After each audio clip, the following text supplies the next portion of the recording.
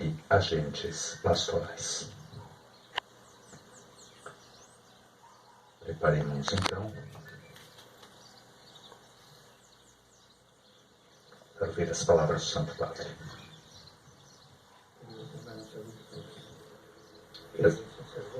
Prezados irmãos bispos, irmãos sacerdotes e diáconos, consagrados e seminaristas, queridos agentes pastorais, irmãos e irmãs, boa tarde.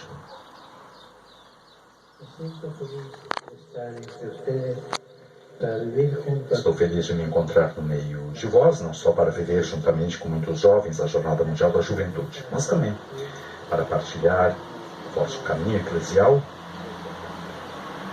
com suas canseiras e esperanças. Agradeço ao Dom José Ornelas Carvalho as palavras que me dirigiu. Desejo rezar convosco para que, como disse, nos tornarmos junto com os jovens ousados em abraçar os sonhos de Deus e encontrar caminhos para uma participação alegre, generosa e transformadora a bem da Igreja da humanidade. Isso é um programa. Mergulhei na beleza do vosso país, terra de passagem entre o passado e o futuro, local de antigas tradições e de grandes mudanças. Embelezado por vales viçosos, praias douradas, debruçada sobre o imenso e fascinante oceano que banha Portugal. Tudo isso me sugere o ambiente da vocação dos primeiros discípulos, que Jesus chamou nas margens do Mar da Galileia. Eu quero deter-me sobre essa chamada, que põe em evidência o que acabamos de ouvir na leitura breve das vésperas. O Senhor salvou-nos, chamou-nos, não em atenção às nossas obras, mas segundo a sua graça. O mesmo aconteceu na vida dos primeiros discípulos, quando Jesus, ao passar, viu 2 barcos que se encontravam junto do lago. Os pescadores tinham descido deles e lavavam as redes. Então Jesus subiu para o barco de Simão e, depois de ter falado às multidões, mudou a vida daqueles pescadores, convidando-os a fazerem-se ao largo e lançarem as redes. Salta aos olhos o contraste. Por um lado, os pescadores descem do barco para lavar as redes, ou seja, limpá-las, guardá-las e voltar para casa. E por outro lado, Jesus sobe para o barco e convida a lançar novamente as redes para a pesca. Sobressaem as diferenças. Os discípulos descem, Jesus sobe. Os primeiros querem guardar as redes, o mestre quer que saiam de novo para o mar a fim de pescar. Em primeiro lugar, temos os pescadores que descem do barco para lavar as redes. Esta é a cena que se apresenta aos olhos de Jesus. E ele para ali mesmo. Pouco antes quisera começar a sua pregação na sinagoga de Nazaré, mas os seus conterrâneos o expulsaram da cidade e tentaram até matá-lo. Então Jesus sai do lugar sagrado e começa a pregar a palavra no meio da gente. Pelas estradas onde labutam dia a dia as mulheres e os homens do seu tempo. Cristo está interessado em fazer sentir a proximidade de Deus. Fazer sentir a proximidade de Deus. Precisamente nos lugares e situações onde as pessoas vivem, lutam, esperam, às vezes colecionando nas suas mãos fracassos e insucessos. Precisamente como aqueles pescadores que não tinham pescado nada durante a noite. Jesus olha com ternura para Simão e também a seus companheiros, que cansados, angustiados, lavam as suas redes, realizando um gesto repetitivo, automático, mas também cansado e resignado. Não havia mais nada a fazer senão voltar para casa de mãos vazias.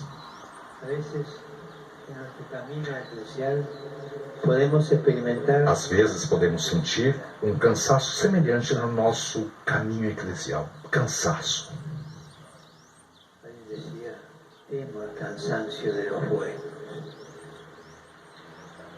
Un cansancio cuando nos parece que entre las manos Um cansaço que nos parece que entre as mãos temos nada além do que redes vazias.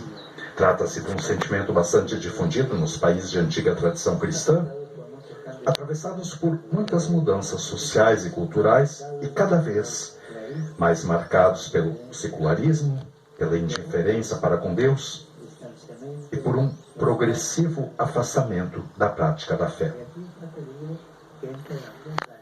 E aqui que entra a mundanidade. Aliás, isso é com frequência acentuado pela desilusão e a aversão que alguns nutrem face à igreja. Devido às vezes ao nosso mau testemunho e aos escândalos que desfiguraram o seu rosto e que nos chamam a uma humilde e constante purificação, partindo do grito de sofrimento das vítimas, que sempre se devem acolher e escutar.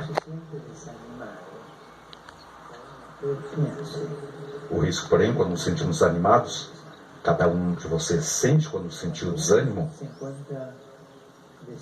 Quando alguém se encontra desanimado, o risco é descer do barco, acabando presos nas redes da resignação do pessimismo. Ao contrário, confiemos que Jesus continua a tomar pela mão e a levantar a sua esposa amada. Por isso, levemos ao Senhor as nossas canseiras, as nossas lágrimas, para poder enfrentar as situações pastorais, espirituais, dialogando entre nós, com abertura de coração, para experimentar novos caminhos a seguir. Quando estamos animados, conscientes ou não, nos jubilamos do zelo apostólico, nos aposentamos do zelo apostólico e nos transformamos em funcionários do sagrado. É muito triste quando uma pessoa que consagrou sua vida a Deus se transforma em um funcionário, mero administrador das coisas. É muito triste. De fato, logo que os apóstolos descem para lavar as ferramentas usadas, Jesus sobe para o barco e depois convida a lançar de novo as redes. Momento do desânimo, momento de se aposentar, nós deixemos que Jesus suba na barca de novo. Essa ilusão dos primeiros tempos deve ser revivida, reconquistada, reeditada. Ele vem nos procurar nas nossas solidões, nas nossas crises, para nos ajudar a recomeçar.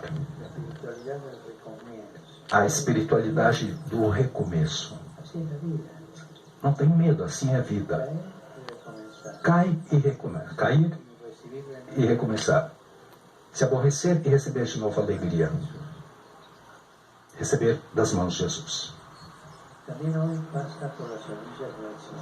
Também hoje continua a passar pelas margens da existência para despertar a esperança e dizer também a nós, como a Simão e aos outros: faze ao largo, e vós lançai as redes para a pesca. Quando se perde a ilusão, se consegue, se encontra mil justificativas para não lançar as redes. Tem toda essa resignação amarga. É algo que corrói a alma. Irmãos e irmãs, vivemos certamente um tempo difícil. Sabemos disso. Mas o Senhor pergunta à sua igreja: queres descer do barco e afundar nessa desilusão? Ou fazer-me subir, permitindo que seja mais uma vez a novidade da minha palavra? aquellos a tomar na mão o leme, aquí sacerdote consagrado, a de sacerdote consagrado, consagrada, o bispo, se conforma solo con el pasado que tiene. queres apenas conservar o passado que ficou para trás ou lançar de novo e com entusiasmo as redes para a pesca? Esto es lo que nos pide el Señor. Eis o que nos pede o Senhor.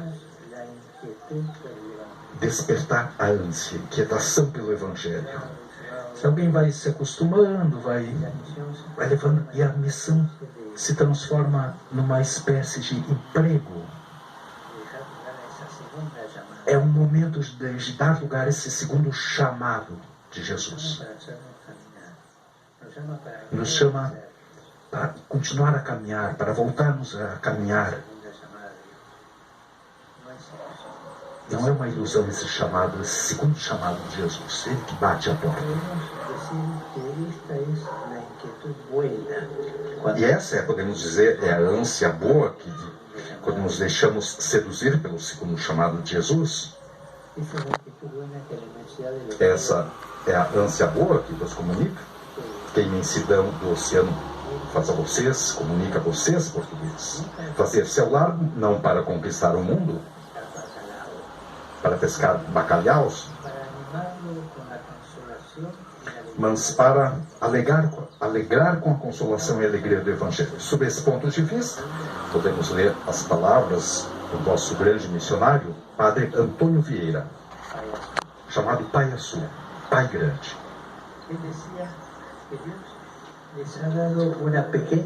Segundo ele, para nascer, Deus teria vos dado uma pequena terra, mas ao vos fazer debruçar sobre o oceano, deu-vos o mundo inteiro para morrer.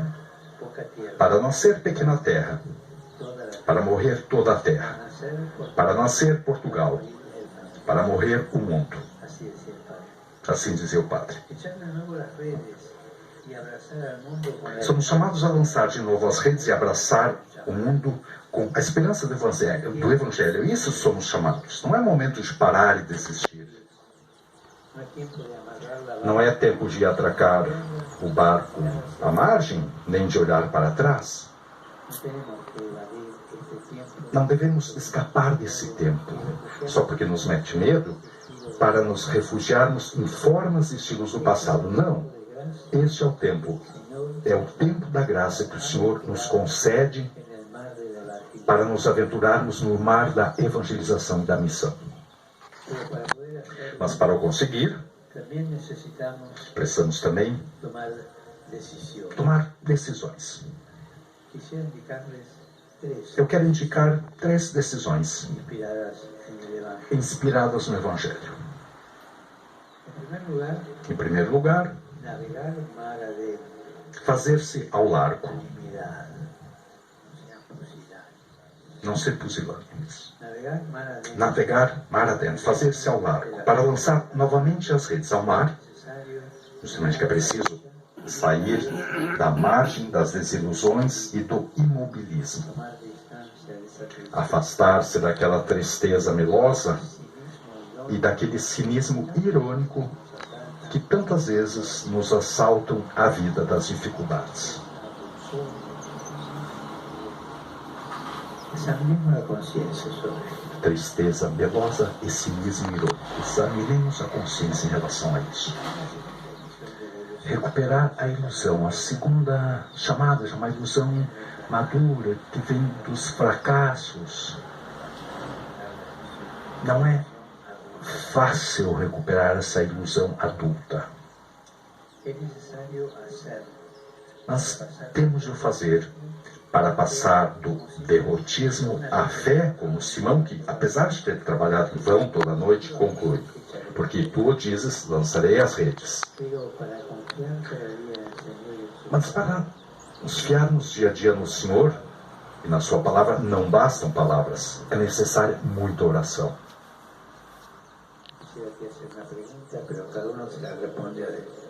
Farei uma pergunta, mas cada um se faz dentro.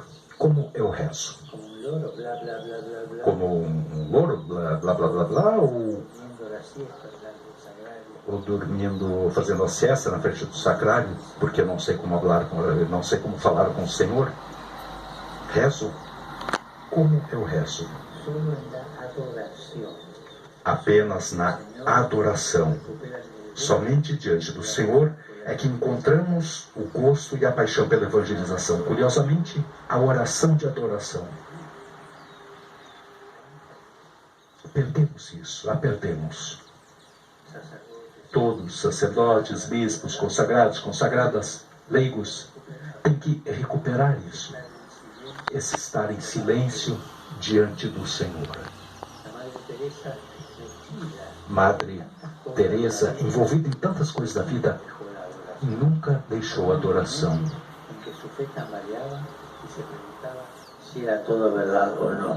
Tinha alguns momentos que ela se perguntava de obscuridade, ela perguntava se era tudo verdade ou não. Então, na oração vencemos a tentação de continuar com uma pastoral nostálgica feita de lamentações. Comentava uma monja que ela se lamentava de tudo. E não sei que nome tinha, porque mudaram o nome da monja, porque chamavam ela de Irmã Lamentação. Quantas vezes nas impotências, nas desilusões, as transformamos em lamentações. E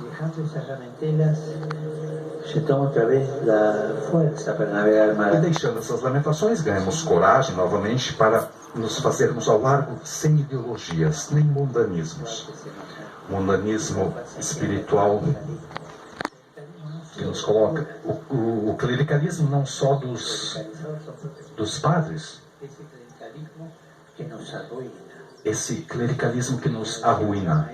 E como dizia um grande mestre espiritual, essa mundanidade espiritual que provoca o clericalismo é um dos males mais graves que pode acontecer na igreja.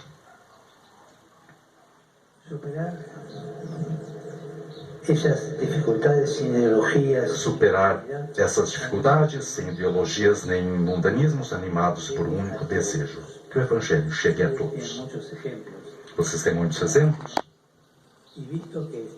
Nesse caminho não nos faltam exemplos, e dando que nos encontramos no meio dos jovens, as frases me recordaram um jovem lisboeta, São João de Brito, que há séculos, no meio de muitas dificuldades, partiu para a Índia, e lá não desdenhava falar e vestir-se à maneira das pessoas locais com quem encontrava, para anunciar Jesus. Também nós somos chamados a mergulhar as nossas redes no tempo em que vivemos, a dialogar com todos, a tornar compreensível o Evangelho, mesmo que para isso tenhamos de correr o risco de alguma tempestade. Como os jovens que vêm aqui de todo o mundo para desafiar as ondas gigantes de Nazaré, façamos também nós ao largo, sem medo. Sim, não temamos enfrentar o mar aberto, o alto mar, porque no meio da tempestade dos ventos contrários, Jesus vem, e vem ao nosso encontro e diz: coragem, sou eu, não tem mais. Quantas vezes tivemos essa experiência? Cada um se pergunta dentro, se não tivemos essa experiência é porque alguma coisa não funcionou. Uma segunda decisão, levar juntos por diante a pastoral. No texto, Jesus confia a Pedro a tarefa de fazer-se ao lago, mas depois fala no plural, dizendo: e vós lançai as redes. Pedro guia o barco, mas todos estão no barco. E todos são chamados a fazer descer as redes, todos. E quando apanham uma grande quantidade de peixes, não pensam conseguir arranjar-se sozinhos, nem gerem a dádiva como posse e propriedade privada. Mas, como diz o Evangelho, fizeram sinal aos companheiros que estavam no outro barco para que os viessem ajudar. Uno significa soledad. Assim enxergam uns dois barcos. Um significa solidão, fechamento, pretensão de autossuficiência. Dois significa relação. A igreja é sinodal, é comunhão, é ajuda mútua, é caminho comum. E a isso tende o sínodo em curso, que terá o seu primeiro período de Assembleia Geral no próximo mês de outubro. Na barca da igreja deve haver lugar para todos. Todos os batizados são chamados a subir para ela e lançar as redes, empenhando-se pessoalmente no anúncio do Evangelho. Eu vi essa palavra, todos, todos, todos. A mim me toca muito o coração quando alguém diz abrir perspectivas apostólicas, aquela passagem do Evangelho em que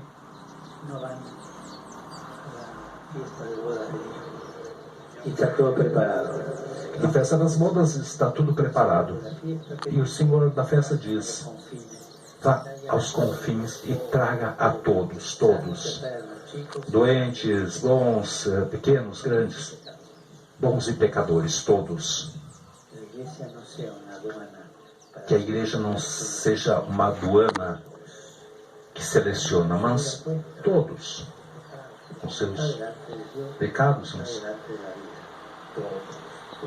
está diante de Deus como está diante de Deus, todos. Não transformemos a igreja numa aduana, todos. É um grande desafio, especialmente em contextos onde os sacerdotes, os consagrados, estão cansados, porque enquanto as necessidades pastorais vão aumentando, sempre mais, eles são cada vez menos. Mas podemos olhar para essa situação como uma ocasião para, com fraterno entusiasmo e sangue e atividade pastoral, envolver os leigos. Assim, as redes dos primeiros discípulos tornam-se uma imagem da igreja, que é uma rede de relações humanas, espirituais e pastorais. Se não houver diálogo, se não tem corresponsabilidade, se não tem participação, a igreja envelhece.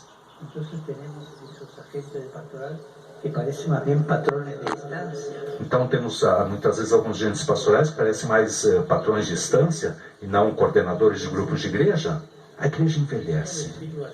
Eu queria dizer para vocês assim: jamais um bispo, nunca um bispo sem o próprio presbitério e o povo de Deus, nunca um padre sem os seus irmãos sacerdotes, e todos juntos, sacerdotes, religiosos e fiéis leigos. Como igrejas, nunca sem os outros, sem o mundo. Sem o mundanismo, isso sim, mas não sem o mundo. Sem o espírito do mundo, mas não sem o mundo. Na igreja, nos ajudamos, nos apoiamos reciprocamente e somos chamados a difundir também, fora dela, um clima de fraternidade construtiva. Aliás, como escreve São Pedro, nós somos as pedras vivas usadas para a construção do edifício espiritual. Eu poderia acrescentar uma linguagem que vos é familiar: vós, fiéis portugueses, formais uma calçada, sois os ladrilhos preciosos que compõem um tal pavimento acolhedor e brilhante que o Evangelho há de pisar. E não pode faltar uma pedrinha sequer, senão imediatamente se dá conta. Tá, é a igreja que, com a ajuda de Deus, somos chamados a construir. E por último, a terceira decisão: tornar-se pescadores de homens. Não ter medo. Isso não é fazer proselitismo. É anunciar o Evangelho que provoca. Essa imagem tão linda, Jesus confia aos discípulos a missão de se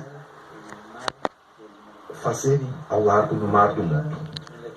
Muitas vezes, na Sagrada Escritura, o mar simboliza um lugar do mal e das forças adversas que os homens não conseguem dominar.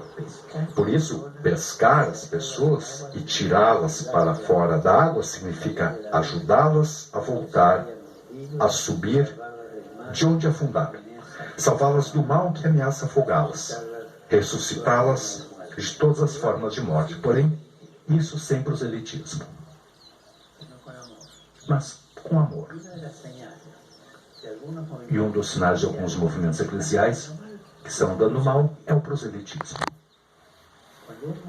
Quando um movimento eclesial, uma diocese, um bispo, um presbítero, uma monja, um leigo, faz proselitismo, isso não é cristão.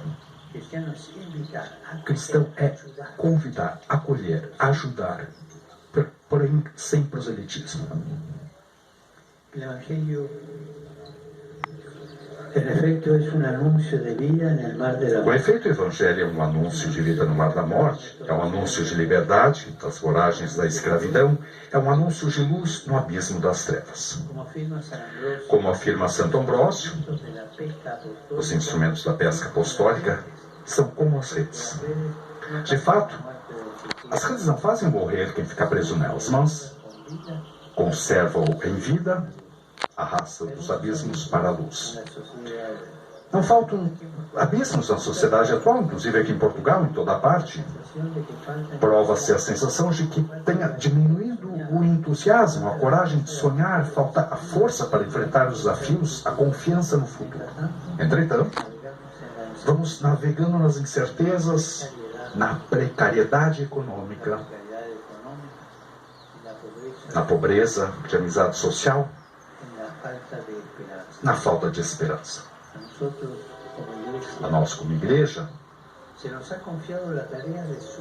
cabe a tarefa de nos fazermos ao largo nas águas deste mar, lançando a rede do Evangelho, sem acusar ninguém, sem apontar o dedo, sem acusar, mas levando as pessoas ao nosso tempo na proposta de vida nova que é de Jesus. Levar o acolhimento do Evangelho a uma sociedade multicultural, convidá-los à festa. Levar a proximidade do Pai a situações de precariedade, de pobreza, que crescem, sobretudo entre os jovens. Levar o amor de Cristo, onde a família é frágil e se encontram feridas as relações. Transmitir a alegria do Espírito, onde reinam o desânimo e o fatalismo. Para chegar ao infinito, um dos vossos poetas escreveu: para se chegar ao infinito, e julgo que se pode chegar lá, é preciso termos um porto, um só, firme. E a partir dali para indefinito. Sonhamos a Igreja Portuguesa como um porto seguro para quem enfrenta as travessias, os naufrágios e as tempestades da vida. Queridos irmãos e irmãs, a todos, leigos, religiosos, religiosas, sacerdotes, bispos, a todos, não tenham medo, lancem as redes. Não vivem acusado, isso é pecado, isso não é pecado.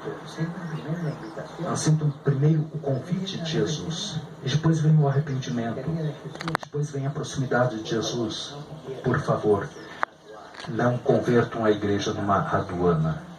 Aqui se entra os justos, também os que estão bem casados, todos, e fora todos os outros. Não, a igreja não é isso.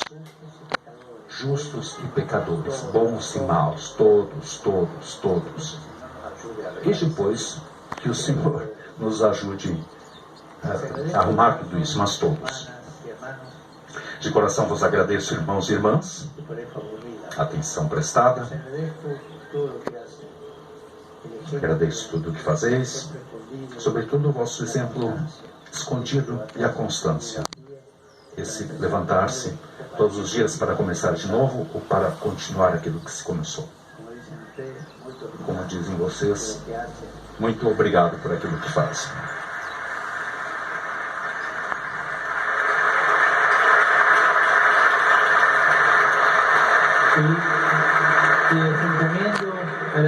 Eu confio-os a Nossa Senhora de Fátima, a guarda do Anjo de Portugal e a proteção dos vossos grandes santos, especialmente aqui em Lisboa, de modo especial Santo Antônio, apóstolo incansável, Santo Antônio de Pádua,